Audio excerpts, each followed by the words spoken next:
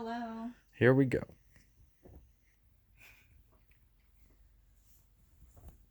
Say hi, Dad. Hi. Okay. This is my speech. It's about a persuasive speech, I guess, about going green.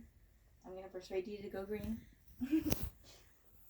So, the benefits of going green, which we're all thinking about how much it's gonna cost or why it's good for me to go green financially.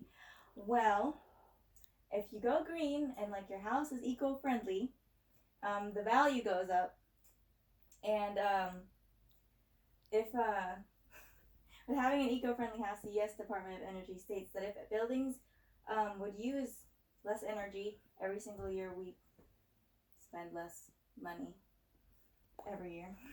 And you could also receive discounts if you have an eco-friendly house because you're doing good for the environment. Also, you could save on hundreds of dollars on your bills, like your water. It saves on your plumbing systems because it's water saving. Anyway, yeah. There's also substitutes. The main issue on pollution is plastic.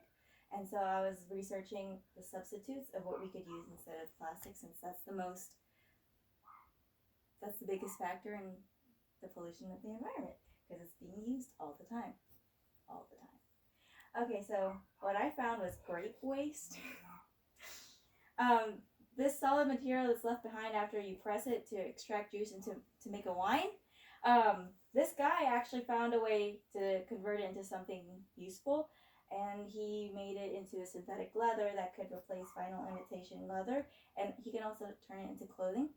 And there's liquid wood, which I don't really know much about, but I found that you could use it as a replacement of plastic because it looks and acts and feels just like plastic, and it's also biodegradable. And since it's made out of wood, you could use it for wood too. And polyacetic acid is one of the main ingredients to make biodegradable plastic bags. So you could use it for packing materials, water bottles, and stuff like that. So you stop using plastic. This is the grape waste. That's leather, and this is a biodegradable plastic bag. And then this is the liquid wood that's in wood form right now. Okay, so this is the cons of plastic and why we don't want to use it anymore. It's because it's made to last forever. So it takes up at least 2,000 years or longer to decompose. Because of plastic, the wildlife thinks that it's food, and so they eat it, and or they feed it to their babies, so they die. And since plastic is one of the most popular materials that's being used, the humans, we discard more than 30 million tons of plastic a year, and only 8% of it gets recycled. So the majority of it ends up in the ocean, which is also very important to the ecosystem.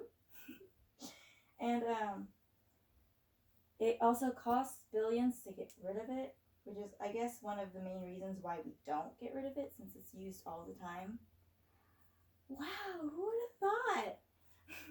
But we need to, because plastic is made out of this chemical so that it repels water and holds things.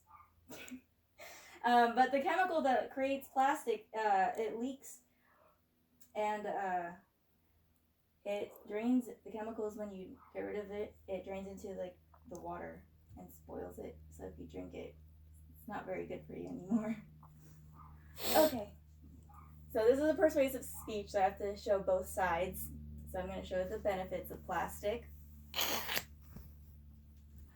Okay, so plastic is lightweight and can mold into any form, so it's used for packaging, so that food stays longer and protects your children from accidental poisoning by medications or chemicals. You interact with plastic as much as you interact with water, really.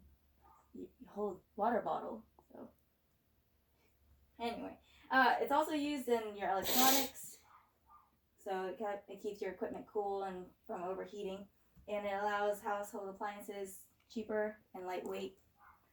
Wow. So this is a link to see how much your carbon footprint is, to see what you can do to reduce it to make the planet a better place. And that's it.